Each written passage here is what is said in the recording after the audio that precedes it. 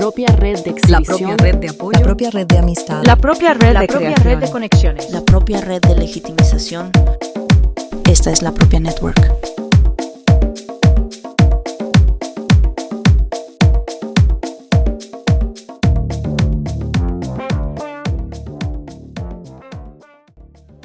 Graduada como madre en el año 2009, especializada en análisis e interpretación de berrinches, llanto fácil y peleas infantiles.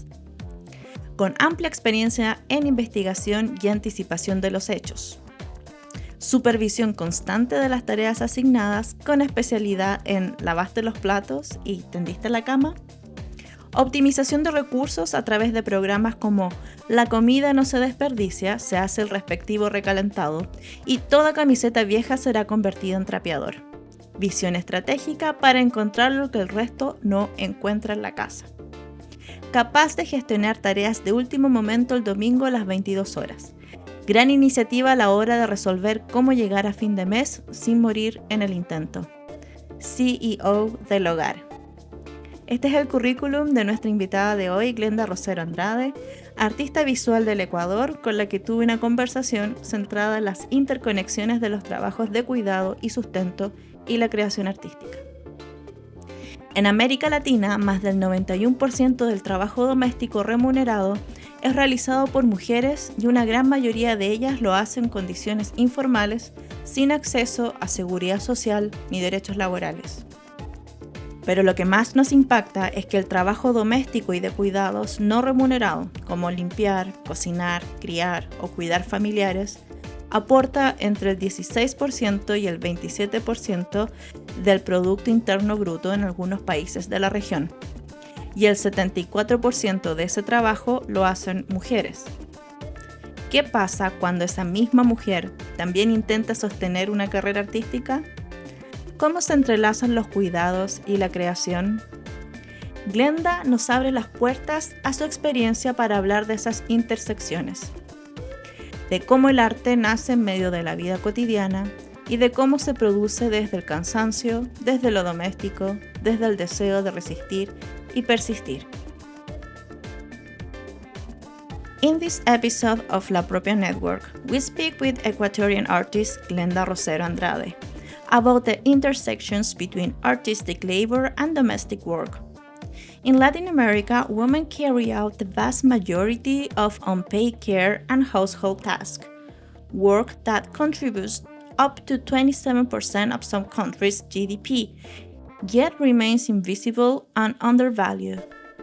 Through Glenda's experience, we explore how the creative process is shaped by everyday responsibilities and how women artists continue to produce, resist, and claim space despite the weight of a structural precariousness. Ya, ahí para empezar. Mira, igual como cuando empecé a darle vueltas a quién podría invitar y todo. De hecho, técnicamente yo tenía planeado esta entrevista contigo como un segundo episodio, pero por cosas de la vida, la otra persona se movió, así que técnicamente esta es la primera entrevista, Glenda, así que gracias. No, más bien gracias a ti. Mejor. No, más bien gracias a ti cuando me dijiste que era un podcast que va de la mano con el trabajo que estaban haciendo en Maldita Precaria, ya en Chile. Yo me escuché los episodios de Maldita Precaria, me pareció increíble, desde el nombre, ¿no? Hasta los contenidos, todo lo que estaban tratando con Alejandra, ¿no? Con Alejandra Ugarte. Me parecía fantástico, sobre todo por estos impulsos que tenemos, por mostrar todos estos espacios que a los que nosotros llamamos invisibilizados, ¿sí? Todos estos espacios que se tratan de ocultar, y de repente hay estas voces que gritan para validarlos y para decir no, es súper importante. Justamente ahorita estábamos hablando con mi hijo y con Andrés, mi pareja, que me estaba listando el espacio, y aquí tengo a la perrita, a la canela, los pitos, todo. Me dicen, ¿y no te molesta que la canela ladre? Le digo, pero si estamos en mi espacio, en la casa, en lo doméstico, yo no lo voy a invalidar y no les voy a decir a todos ustedes que se callen y no le voy a decir a la perrita que no ladre, porque lo estoy haciendo dentro de mi casa, entonces no voy de un momento al otro a cancelarlo y pensar que estoy en un set de televisión. Digo, no, ustedes caminen y hablen, solo no la provoquen para que no ladre más, cosas así, o sea, colabórenme por ese lado, pero estoy en mi casa, ¿no? Entonces, Sí. esto de validar estos espacios, de mostrarlos, me parece súper importante, ¿no? Siempre hay esta cuestión de la negación de lo doméstico, de la negación de lo que hay en el interior, cuando hay que gritar que esto más bien debe de estar en un cohabitar con lo que pasa afuera. Exacto. Bueno, acá yo también estoy con mi hija, que va a meter, le dije que no hiciera mucho ruido, pero lo va a hacer igual, es inevitable, tiene 5 años. Es Eh, inevitable, exacto. Va a pasar. Exacto. Y bueno, normalmente Glenda contigo siempre en los espacios en que nos hemos encontrado, con Glenda no nos conocemos en persona, pero hace muchos años ya que tenemos comunicación virtual. Normalmente es relacionado con tu trabajo con la maternidad, que ha sido buena parte de tu obra y que eres increíble y que me encanta. Y, Ay, muchas gracias. y que, bueno, en uno de esos últimos encuentros que creo que fue creo que fue en el encuentro de artistas madres con Atsiri Salazar, Ujú, estábamos hablando todas muy ahí metidas de un poco esta narrativa de tener que crear mientras criamos y un poco siento, esto es lo que recuerdo yo, esto es mi memoria de ese momento, ujú. de todas como un poco de alguna manera casi romantizando o aceptando muy, bueno, esto es lo que hay, no sé, nos toca hacer arte con la guagua, con la cría, cocinando y qué sé yo, no tenemos este propio espacio. Y Glenda así como, no, eso no está bien. Así como, ya Eso no está bien. ya estoy harta de esto, dejemos de romantizar. Necesitamos como ese espacio y necesitamos también em, generar una estructura o algo más de estabilidad dentro de nuestro espacio laboral. Entonces, eso a mí me quedó mucho lo estoy parafraseando, pero me quedó mucho de esa última como conversación contigo y por eso decidí que en esta vez nos enfocáramos más precisamente en el tema del trabajo, cómo de alguna manera, ¿no es cierto?, tenemos esta conexión o esta línea siendo mujeres con el trabajo doméstico y el trabajo creativo, eh, cómo se, cómo se solucionan estas dos cosas o cómo se mueven estas dos cosas. Y también en específico el trabajo que tú has tenido con tu compañera Cristina Álvarez en el colectivo Materna, que es un trabajo súper interesante. Bueno, el primero que hicieron en el CI Trabajo, súper enfocado Ujú. en eso, que me parece también bien potente de ponerlo de manifiesto y conversar hoy día con eso. Pero para partir, Glenda, no sé si muy brevemente nos puedes contar quién eres, qué haces, en qué estás ahora quizás. A ver, soy guayaquileña, pero vivo en Quito, capital de Ecuador. Soy artista visual. Antes de las artes visuales también estudié música en el conservatorio, literatura. Entonces, yo anchetosamente digo que soy artista multidisciplinar, porque de todas maneras, todos estos estudios me han ayudado a fluctuar entre todos estos lenguajes, entenderlos, utilizarlos según la conveniencia de lo que yo quisiera a veces decir. Por eso es que incluso ahorita con Maternas estamos haciendo performance. Durante una época también, en la época de mi formación hice teatro. Entonces, de alguna manera eso me ha permitido fluctuar en los distintos lenguajes y desde el 2015 fundé el colectivo Dos Guaguas, ¿no? Que es un colectivo de tres, pero de a uno, con mi hijo Sergio, con mi hija Amelia, en donde decía que los tres hacíamos un trabajo creativo, pero yo lo materializaba. Yo comienzo una maestría en el 2011, la termino en el 2013 y no comenzaba a despegar. Y no despegaba y no despegaba y no despegaba. Con mi hijo Sergio chiquito, con mi hija Amelia más chiquita todavía y no despegaba, ¿no? Profesionalmente. Hacía lo que alcanzaba. Entonces un día en la casa con los juguetes regados, con la comida a medio hacer y con la intención de querer hacer arte, dije, no, pues o sea, si ya me dediqué a estudiar artes plásticas y estoy en esta situación, bueno, pues hablemos de esto. Y ahí comienza el colectivo, ¿no? Comienza utilizando las cosas que ellos, los juguetes de ellos, la ropa de ellos, bordaba sobre las ropas, cogía los juguetes, hacía instalaciones con los juguetes de ellos, porque eso era mi realidad en ese momento, ¿no? Y en un momento para mí lleno de furia, ¿no? Pero poco a poco ya esa furia se fue, a medida que ellos van creciendo también, que uno tiene más tiempo también para poder digerirla, se fue transformando en un trabajo de investigación, se fue transformando en un trabajo quizá un poquito más maduro, eh, ya dejando de lado esa inconformidad desde la primera persona para hablar ya desde una inconformidad ya colectiva y entender por qué hay esa inconformidad y entender cuál es el contexto que genera que muchas estemos inconformes y lo digamos, pero que también muchas estemos inconformes y no lo digamos, porque de la maternidad no se habla mal, ¿no? Entonces, ahí comienza este trabajo, después me alío con Cristina, es mi mejor amiga aquí en mi ciudad, porque hablábamos el mismo idioma, ¿no? Esto de hablar a susurros de que la maternidad es compleja, ¿no?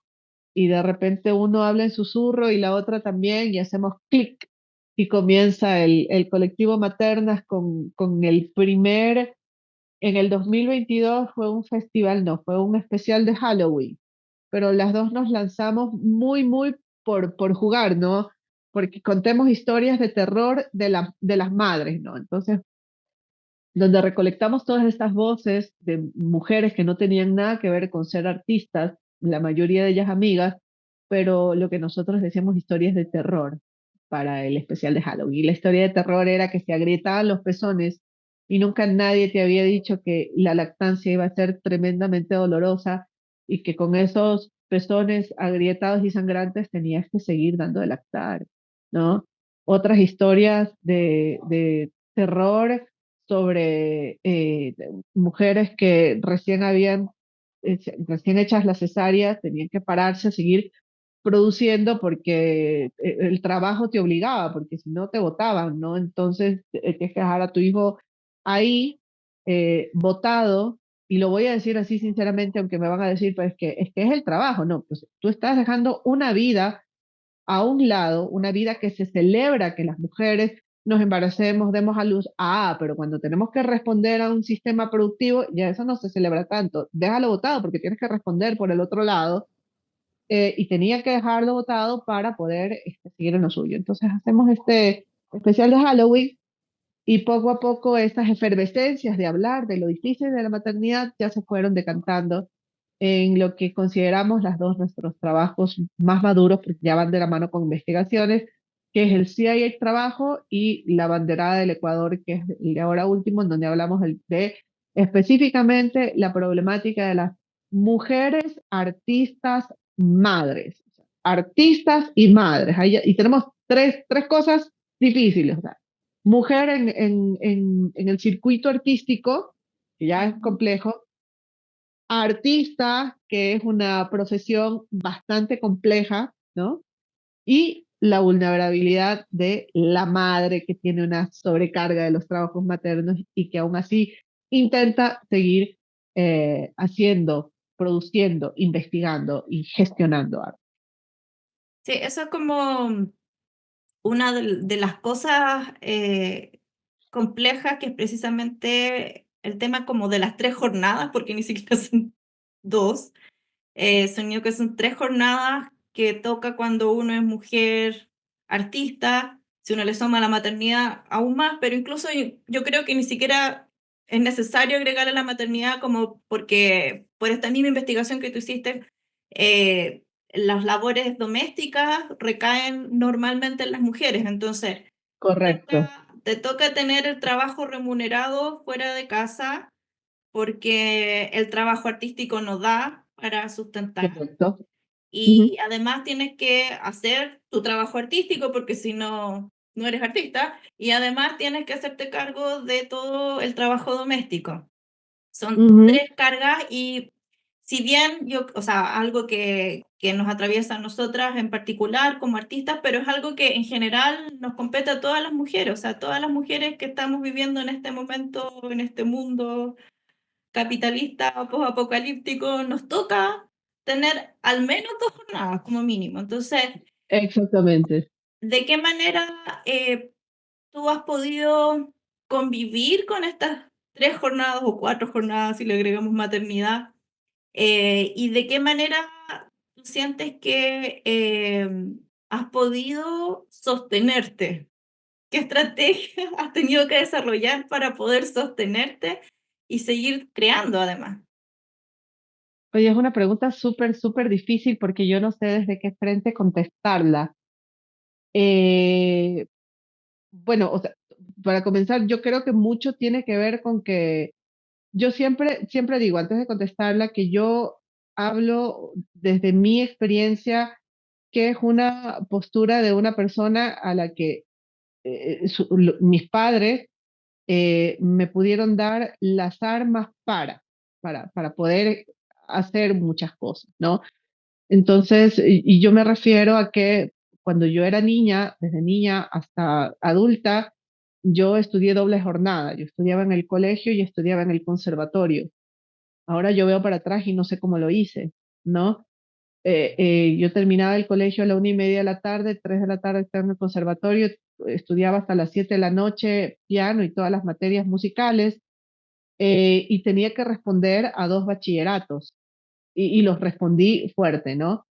Y eso yo creo que de alguna manera, yo creo, no lo sé, configuró el poder organizarme con tiempos y el poder planificar las cosas a mediano y largo plazo. Esa para mí es una respuesta, por eso digo, yo no sé desde dónde responderte. Y de ahí, ya como actualmente o desde que soy madre, se hace esto, eh, es súper duro. Me voy a lo que tú dices. Tengo una jornada de trabajo de 8 horas, en donde le doy a las 8 horas durísimo, y es un tipo de trabajo que no tiene nada que ver con mi producción artística, pero que es el que me subsidia que yo pueda llegar a mi casa a las 4 de la tarde a seguir creando, ¿no? Y a seguir creando en una profesión que no me da, a seguir creando en una profesión que no me rinde, ¿no? A mí lo que me subsidia es mi trabajo de las 8 horas. Y a todo esto es el seguir creando en un espacio que se permea con lo doméstico, porque mientras yo estoy creando, estoy haciéndole a los camarones, ¿no? En la sartén. Y mientras yo estoy en mi cabeza enchufada en el proyecto que voy a hacer, estoy cortando la cebolla, ¿no? Entonces es una forma de crear totalmente permeada con lo doméstico. ¿Sí? Termino esa parte, termino con los hijos y enseguida me voy a intentar hacer algo. Trabajo mucho de madrugada, en las madrugadas, me suelo despertar, ya tengo el cuerpo cansado, ¿no? Ahorita Mm, ya a mis 44 años ya no me es tan fácil despertarme en las madrugadas y tener esa vitalidad que tenía antes, pero hago artículos, hago proyectos, hago cosas en las madrugadas, me despierto desde las 4 de la mañana y termino dormida a las 9, 9:30 de la noche. Entonces, toda esta sacada de aire, ¿no? Es lo que finalmente decantó en hablar de la vulnerabilidad de las mujeres madres artistas, ¿no? sí. Lo que tú decías, o sea, se ríen mucho en mi trabajo cuando yo digo, bueno, ya salgo, me quito los problemas del trabajo 4 de la tarde, ¿no? Que salimos y todo el mundo ya está listo para salir. Y yo les digo, bueno, ahora sí me quito los problemas de mi trabajo para ponerme los problemas de la casa, vamos. Y es porque es eso, o sea, estoy en el trabajo, estoy en eso, estoy en casa, sigo haciendo, estoy intentando ser artista, sigo haciendo, y es se permea todos estos espacios, ¿no? Entonces, ¿Cómo se ha logrado sobrevivir? La verdad es que no sé. Yo a veces a eso le doy un poquito de crédito, incluso hasta la suerte, Mm. ¿no? Porque es muy complejo, es de mucha constancia, es de estar ahí, y yo creo que también es mucho de batallar, Muy batallar desgastante muy también, duro. como... Oye, mira, no es por mostrarlo como un gesto heroico, ¿no? Ujú. Pero antes de que saliera el libro Perlas, en donde yo estaba vitacorizando todo el crecimiento de mis hijos, el libro salió en el 2020. Yo me acuerdo que yo comencé a vitacorizar esto en el 2016 y en el 2017 yo me acerco a una editorial y yo muestro, ¿no? Y la primera consideración que me hacen al trabajo es la mamita que dibuja a los hijos, ¿no? Entonces, se romantizaba este asunto, y no le prestaron mayor atención y yo dije, no, o sea, esto no puede ser así. Mandé mails a todas las editoriales, a todos los lugares, y fue un trabajo de mandar mails y de molestar durante alrededor de 4 años, hasta que en el 4 años 2019, fueron. 4 años de decir yo sí creo en mi trabajo aunque usted no Sí, crea, y mandar mails a los editoriales y mandar a las revistas y decir yo les puedo hacer una viñeta semanal y para que ustedes presenten en revistas de mamás. O sea, yo decía, pero por favor, valoren el trabajo, pero, pero no era valorado. Entonces, ¿cómo se hace? No es que te esté hablando de gestos heroicos, pero creo mucho en la constancia, en la suerte, aunque en realidad ahorita ya me siento rendida. Me siento absolutamente sí. rendida. Sí, mira, hay dos cosas que, mientras que tú hablas, que me vienen a la mente, solo para recordarlas, que a mí me gustaba mucho unos dibujos, unos sketches que tú presentaste cuando te conocí, que Ajá, era el tema de la interrupción, ¿no es cierto? Que era esta cosa como unas viñetas que tratabas de hacer algo y era mamá, mamá, mamá, y sí, después era como no más, así como no quiero más interrupción, que creo que es un asunto, o sea, nuestro trabajo creativo está constantemente interrumpido, es como, interrumpidos.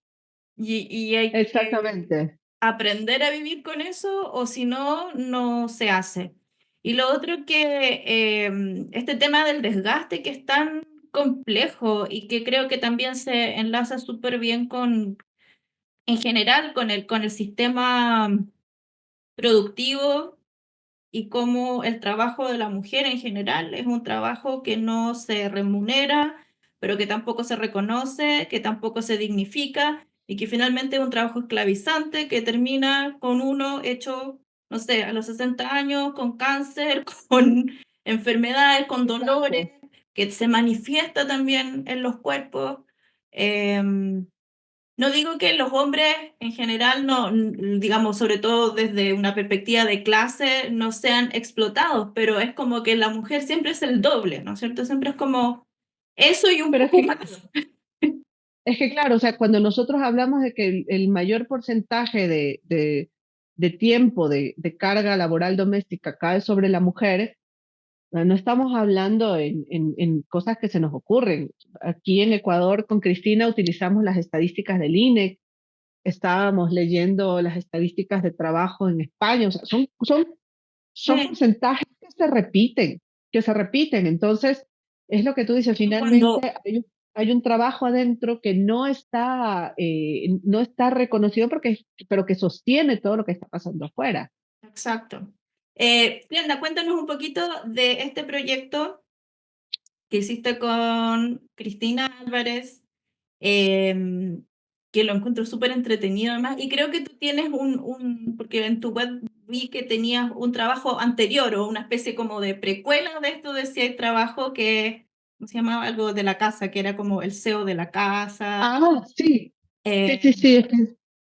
Esos son todos mis proyectos, que son los proyectos imaginarios que uno dice, Ujú. ya los he de hacer, ya los he de hacer, y no termino de fraguar. Pero yo los dejo ahí que descansen un poquito y ya después los voy retomando. Sí, a ver, esto nace, claro, nace desde una inquietud muy interna que es la casa cooperativa.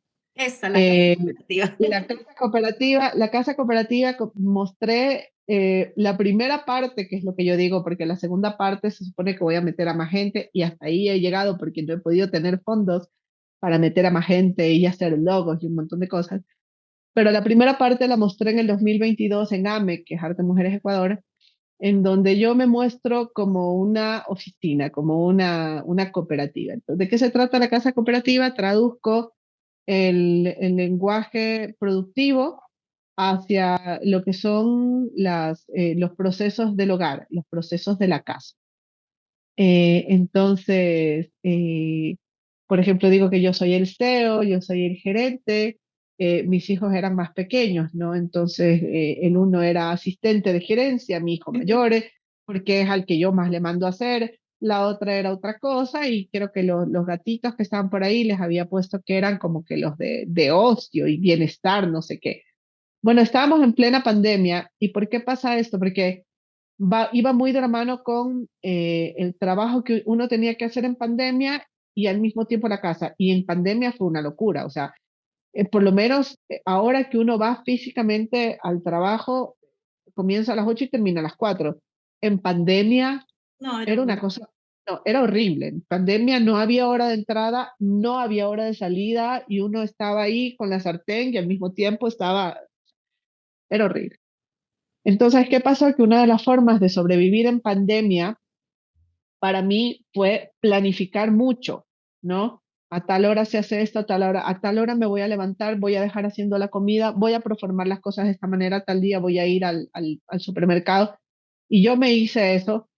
Y justamente también pasó que yo había entrado recién al trabajo que continúo ahora y es un trabajo muy administrativo, ¿no? No me había yo batido con algo tan administrativo porque yo había salido de la academia, había salido de ser profesora de la Universidad Central y paso a este ámbito administrativo en donde hablábamos de lo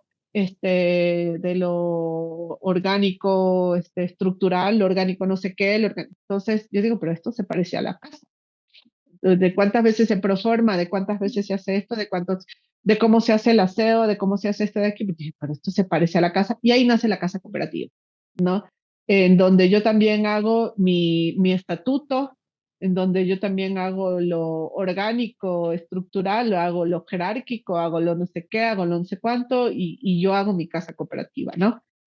Y esto lo muestro en el 2022 en AME, pero fue muy chistoso porque mientras todas eran obras artísticas, lo mío era un counter de oficina. Y estaba yo en el counter con un roll-up y con unos dípticos de qué es la casa cooperativa y estaba mi foto con la foto de mis hijos, misión, visión, objetivos, todo. Y la gente se acercaba y me preguntaba si es que yo daba, si yo daba crédito. Me acuerdo que Eso te iba a decir, es como vendiendo crédito. un señor se acercó a decirme que él quería comprarse una moto y si es que yo le podía dar crédito, que cuáles eran los papeles que tenía que ingresar. Y yo me reía, le decía, no, o sea, estamos en la Alianza Francesa, en la Galería de la Alianza Francesa, en una exposición. No soy una cooperativa, señor, es una obra, ¿no? Y de ahí nace el Si hay trabajo. El Si hay trabajo ya nace con Cristina Álvarez, ya en el colectivo Maternas en el 2023. Lo presentamos para Flaxo, Ecuador, para Arte Actual Flaxo, en donde nosotros hacemos una encuesta el 1 de mayo, que es el Día Internacional del Trabajo. Nos vamos para el Parque La Carolina, que es un parque muy importante aquí en Quito, en la zona norte, que está repleto de gente. Nos vamos para el Parque La Carolina con una serie de cuestionarios y le comenzamos a preguntar a la gente sobre el trabajo, pero utilizamos el lenguaje productivo, ¿sí? Para hablar de lo doméstico, ¿no? Entonces, ¿cuántas horas le dedica usted a lo doméstico? ¿Qué habilidades, destrezas usted cree que le ha creado? Y no, las habilidades jamás iban a ser se planchar, se lavar, sino organización multidimensional, eh, comunicación extra no sé qué. O sea, utilizamos términos que se manejan ya en talento humano para lo laboral pasados a lo doméstico. Va mucho de la mano con que también en el trabajo en el que estoy, claro, pues o sea, me ha tocado hacer estudios y un poquito de capacitaciones sobre lo que tiene que ver con gerencia y un montón de cosas. Entonces, yo enseguida Como cojo esto que departamento aprendo, de recursos humanos, así, claro, aplicarlo. aplicar lo que es un departamento de recursos humanos hacia lo que es el ámbito doméstico. Entonces, este, era muy chistoso, ¿no? Porque aparte que ese formulario perdón, lo ponemos online para que también la gente comience a responder y que tengamos un público focal con el que nosotros trabajemos mucho más amplio para obtener los porcentajes. Y todo esto lo llevamos hacia el beneficio que tiene el saber cosas de la casa, ¿no? ¿Y eso lo aplicaron solo a mujeres? No, A no, no, todos. no, a todo el mundo. Pero aquí ve lo importante. En el momento en el que nosotros hablábamos que eran cosas de la casa, enseguida contestaban los hombres. O pasaba que estábamos con una familia en el Parque Carolina y el señor decía, ah, no, no, no, que conteste mi mujer. Y la esposa contestaba que sí, que bueno, que sí, que yo tantas horas en la casa, yo sé cocinar, no sé. Ya, muy pocos hombres contestaron, ¿sí? Ujú. Contestaban más las mujeres y también estamos hablando de que ahí se perpetúa el imaginario de que las tareas domésticas son para mujeres, porque el cuestionario estaba hecho de tal manera que no estaba sesgado hacia el género, ¿no? Estaba de alguna manera hecho, pero contesten hombres y contesten mujeres, ¿sí? Entonces ahí sale, en el si hay trabajo, salen números súper importantes, que es la mayor cantidad de tiempo que se dedica a las labores domésticas, no hablemos de hombres ni de mujeres, sino la mayor cantidad y tiempo que se dedican a las tareas domésticas, que estas tareas domésticas te dan una categoría de conocimiento, ¿sí? Que el saber manejar una casa te da una sensación de bienestar y que esa sensación de bienestar te permite ser productivo de manera óptima afuera, porque si no hay bienestar adentro, Ujú. no eres lo suficientemente efectivo y no eres el cuerpo idóneo para el sistema de producción. Entonces ahí es donde volvemos al, al núcleo, que es lo que decimos con Cristina, que el trabajo doméstico sostiene, ¿sí? Sí. Y de alguna manera, no, por supuesto que no es una investigación científica, fue una simulación de porcentajes, no una simulación de porcentajes, una simulación de investigación, sacamos los porcentajes, ¿sí?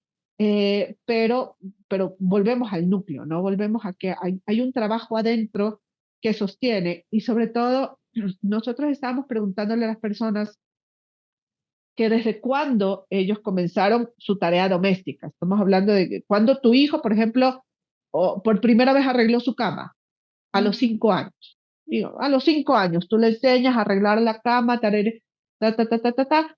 Entonces estamos hablando de que había un equilibrio, ¿no? La mayoría de las personas que contestaron eran entre los 40 y 50 años, ¿no? Entonces de ahí sacamos un porcentaje y habían no sé cuántas horas dedicadas a arreglar la cama, por lo tanto tú ya eras un experto en arreglar Experto. tu cama. Claro, eres un experto en arreglar la cama, eres un experto en barrer, eres un experto en trapear, eres un experto en cocinar, ¿sí? Sí, eres un experto en arreglar la cama, eres un experto en un montón de cosas de la casa y sacamos una comparación del número de horas que tú dedicas a administrar tu hogar versus el número de horas en una maestría, que son los Ujú. créditos. Y una maestría te especializa con un conocimiento validado por una academia, mientras el número de horas que tú tienes para administrar tu hogar y que te hace experta en administrar tu hogar no es validado por ningún lado. O sea, Ujú. ¿dónde es que tú dices soy gerente del hogar, soy CEO del hogar, o sea, no hay, eso no existe, ¿no? Y ahí es donde sale este juego del sí hay trabajo. Ya te digo, lo lanzamos el 1 de mayo, fue una cosa en donde nosotros al principio manejamos mucho el humor, porque incluso en el momento de presentarnos conseguimos mostrar todo el trabajo en la casa de doctorados de Flaxo. O sea, nosotros nos metimos hasta el final. En la casa de doctorados de Flaxo presentamos todos los porcentajes, nos mostramos súper ejecutivas y en el momento de mostrarnos nos,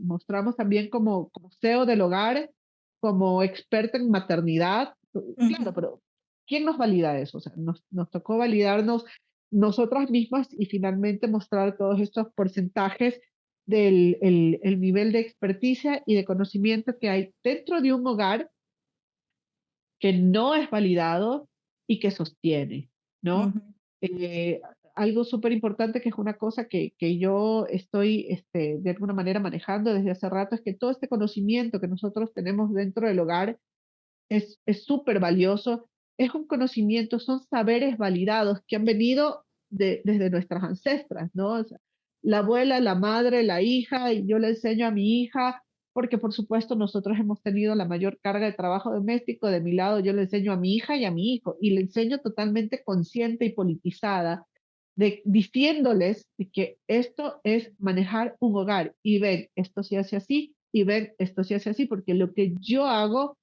se replica en ellos y es lo que va a sostenerlos, ¿no? ujú, ¿Por qué digo politizado? Porque estar politizado es ya tener la conciencia de que realmente esto es importante, es una postura, ¿no? El decir esto de aquí es súper importante y replíquenlo a los cuatro vientos cuando ustedes estén en sus casas y tengan sus hogares, como sea que sean sus hogares, ¿sí?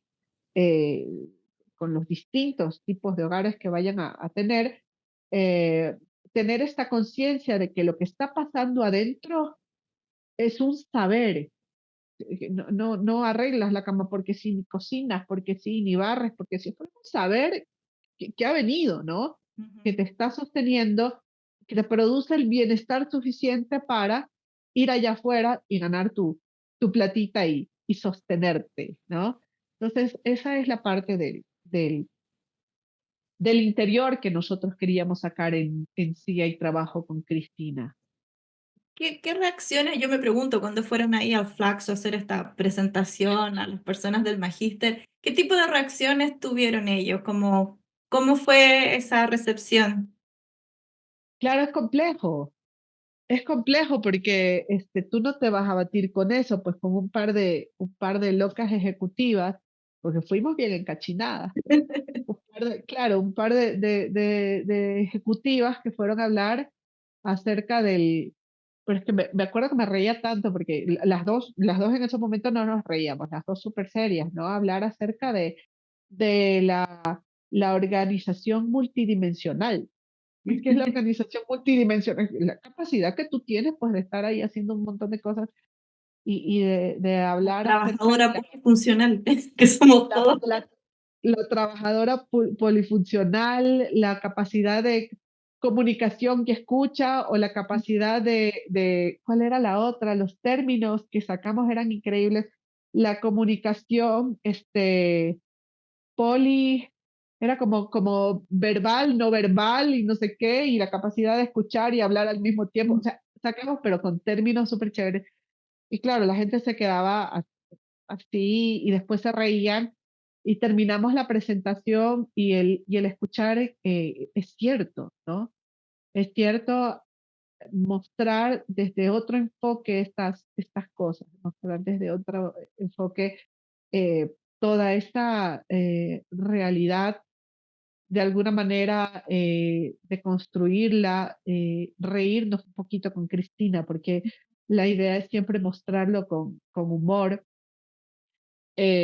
haciendo nuestro performance de super ejecutivas. Ya después de eso nos quitamos la postura y claro, o sea, eran un par de artistas, pero siempre con esta parte de la escucha del otro y decir, sí, es verdad, ¿no? O sea, hay una mirada sesgada de lo que está pasando al interior del hogar. Sí.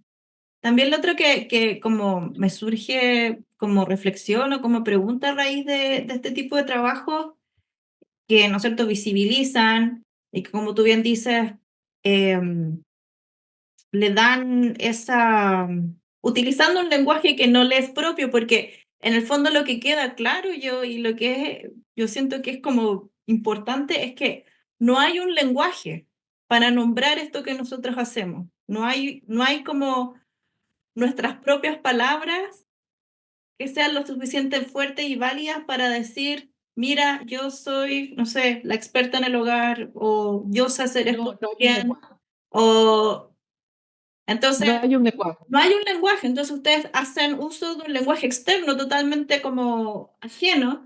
Entonces creo que eso es una de las cosas que me parece súper relevante de su trabajo, como hacer visible eso, o sea, como, y como tú bien dices, algo que venimos haciendo de generaciones tras generaciones atrás, que ni siquiera es Ajá. nombrado, entonces que ni siquiera tiene una formulación, no tiene una existencia, si uno lo quiere Claro, decir, es como una el cosa. lenguaje, exacto, el lenguaje que se ha creado es un lenguaje edificado alrededor de lo productivo, porque por un lado, hola, por un lado nos están, por un lado, en donde yo trabajo, en donde he trabajado en distintas partes, nos dicen la capacidad de trabajar bajo presión. Claro. ¿Tienes esta capacidad de trabajar bajo presión? Me canso, pero por supuesto que tengo esa Obvio, capacidad. Obvio que la tengo. obvio.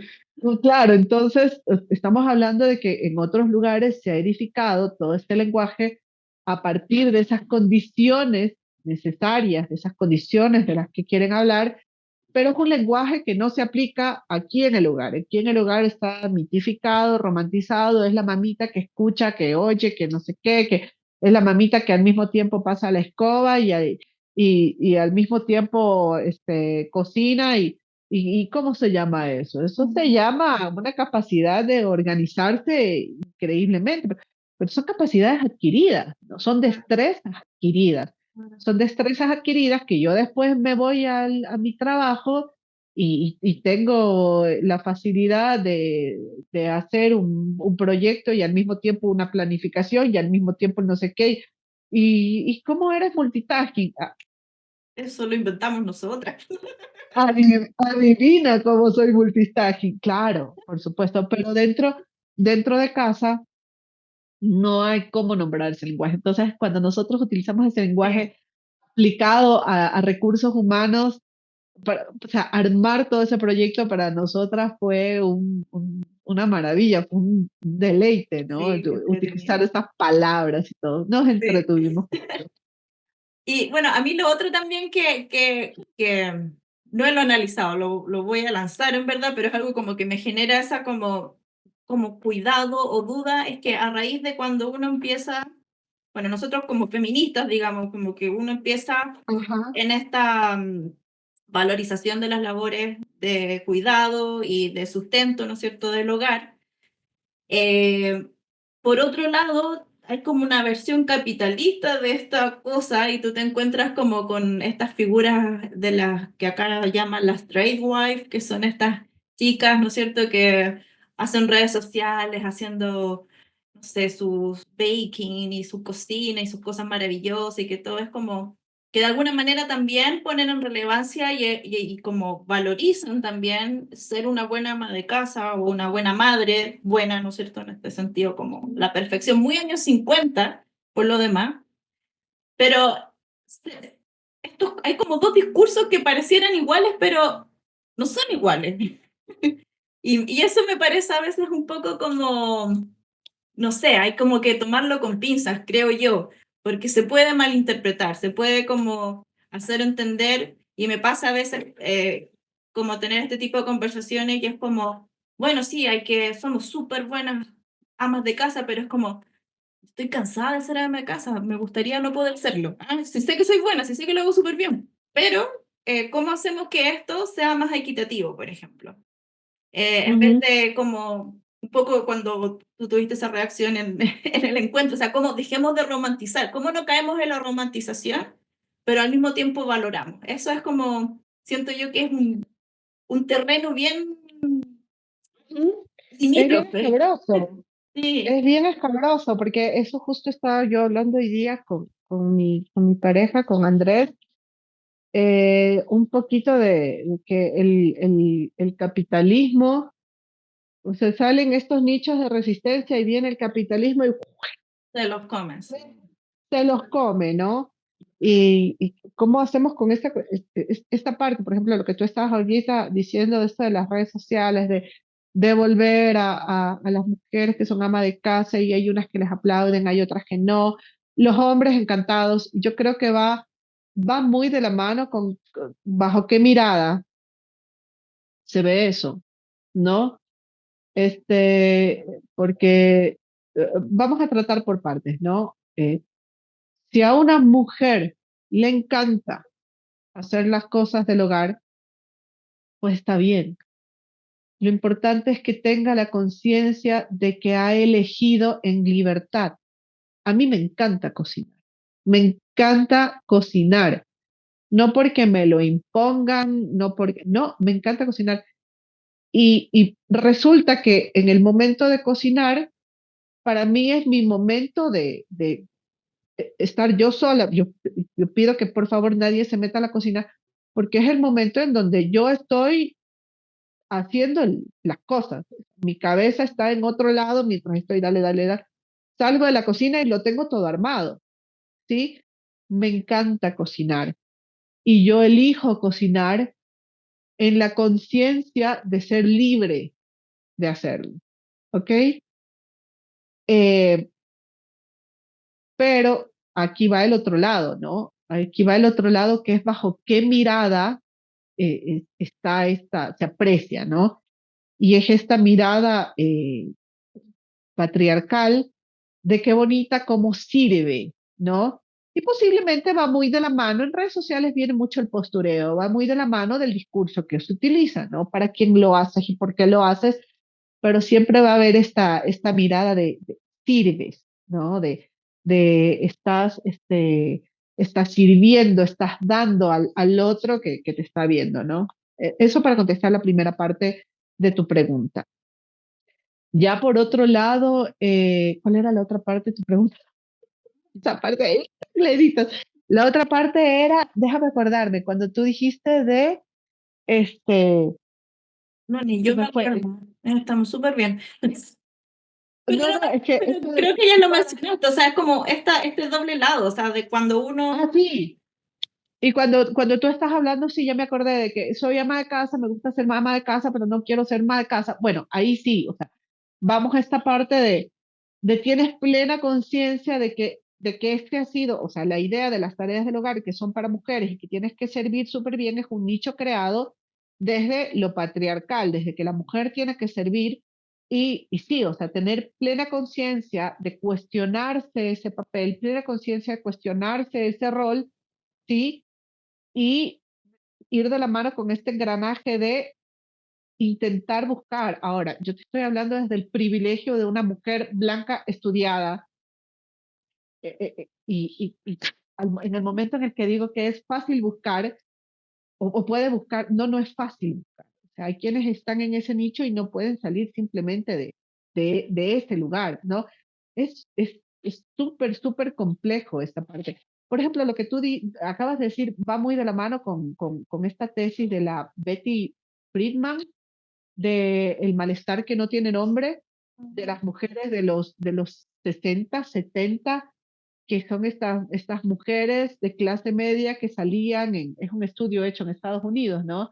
En Estados Unidos que salían a la periferia, en lo que se llaman allá ¿cómo se llaman? No se llaman la periferia, bueno, los suburbios, ¿sí?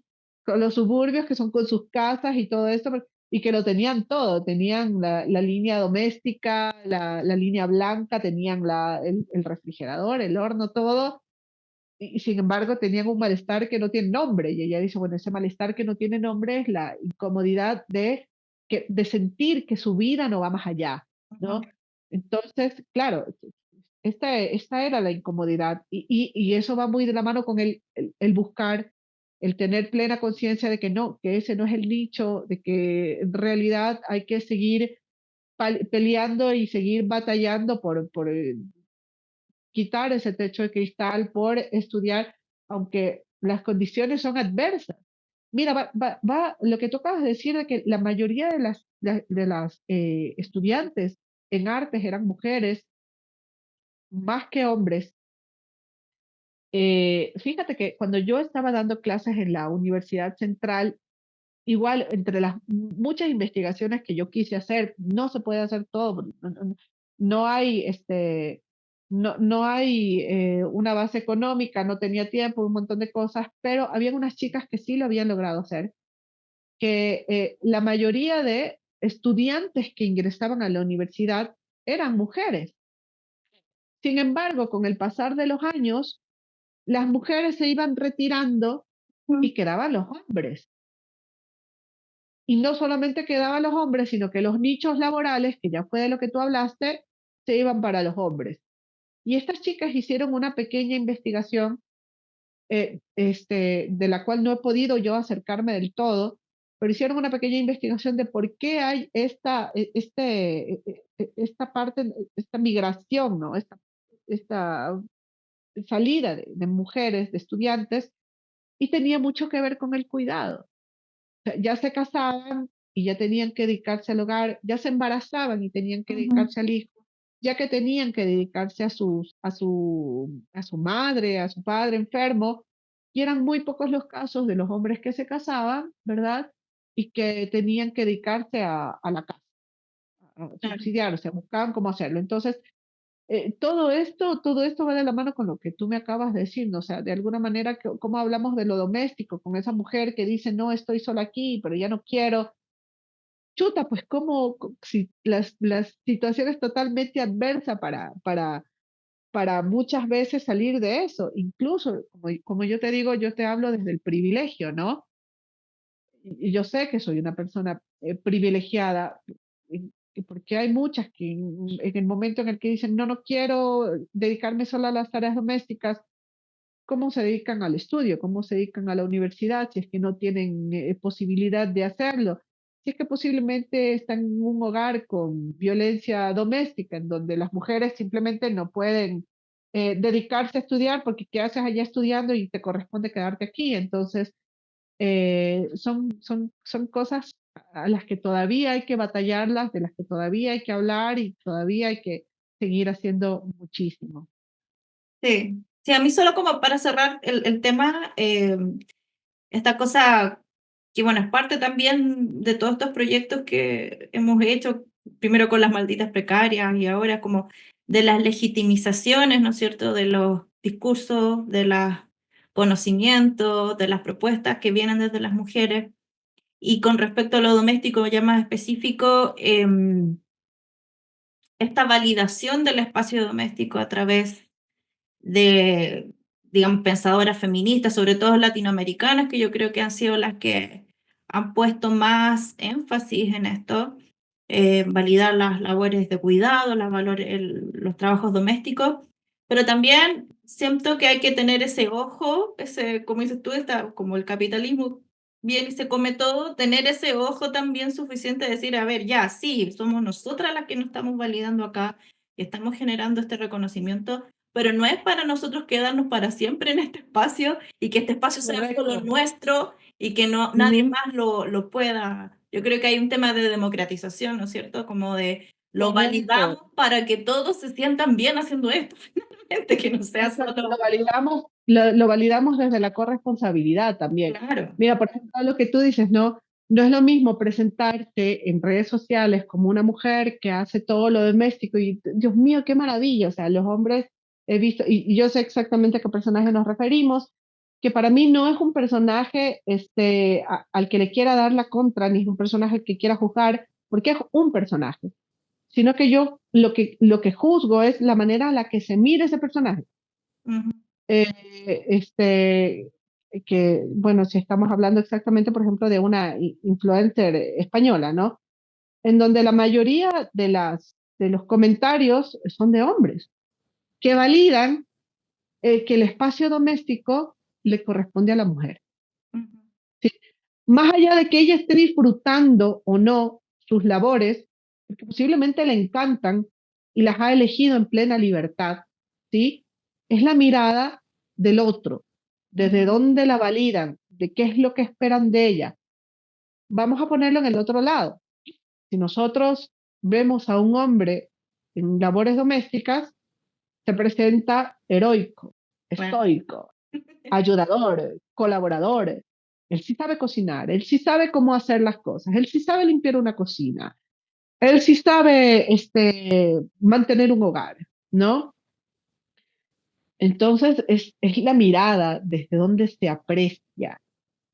Hay una de las plataformas de streaming eh, tiene dos que tres películas de papás solteros, mostrándolos de manera estoica. ¿Y por qué no hacemos unas películas de mamás solteras? Durísimo, ¿no? Pero el papá soltero ahí, súper estoico, súper heroico, ¿no? Entonces, yo creo que es la mirada, muchísimo, muchísimo es la mirada del otro y creo que también, ya decantando en la maternidad como madres, es una responsabilidad muy grande el enseñar a tus hijos a mirar, enseñar a los hijos a apreciar, ¿sí? Por eso es que yo cuando comencé de la maternidad siempre decía la maternidad es política. Me digo, ¿por qué es política? Porque es una postura. Porque tú tienes que tener plena conciencia de que lo que tú estás haciendo decanta en tus hijos, de que tu manera de mirar decanta en tus hijos, ¿no? Entonces a mí me parece súper político decir que como madres tenemos que enseñar a nuestros hijos a mirar. Si nosotros queremos hablar de corresponsabilidad, posiblemente en nuestra generación no es fácil hablar de corresponsabilidad porque respondemos a lo que nos han heredado, ¿verdad? Es muy difícil de construir eso. Pero cuando nosotros hablamos de corresponsabilidad, tenemos que pensar que lo hablamos desde el legado que vamos a dejarlo a nuestros hijos, ya decantándolo en maternidad, ¿sí? Decantándolo en cuidados como profesoras, como personas que están allí, como tías, como parte de una familia, en el legado que vamos a dejar a los más pequeños, ¿no? Y es ese legado de enseñar a mirar, de ver las cosas de otra manera, de que tengan un enfoque crítico, una postura crítica ante un montón de cosas con las que nosotras no estamos de acuerdo. Y esa es lo que yo digo que es la maternidad política. Ujú. Qué bonito, Glenda. Ay, gracias. Es que me das bola para seguir hablando. Oye, pero sabes que son 2:15, ya me tengo que ir porque Te tenemos estás que ir a terminando. dejar Nos fuimos, sí, nos fuimos. nos vemos largo. Eso, Glenda, no sé si puedes compartirnos tus redes, si quieres nombrarlas, si quieres pasar Sí, algún aviso, algo que estés haciendo últimamente, sí. alguna A ver, exposición.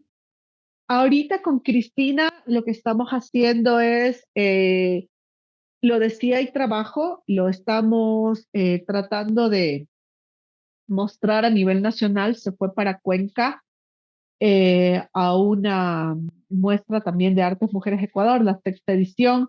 Lo hemos postulado por otras partes, nosotros tenemos que hacer a través de postulaciones porque imagínate, o sea, es complejo, si ya fue un proyecto autogestionado, ahora también autogestionar el circular a nivel nacional es complejo, pero nos hemos propuesto que para este 2025 tenemos que de alguna manera mostrarlo.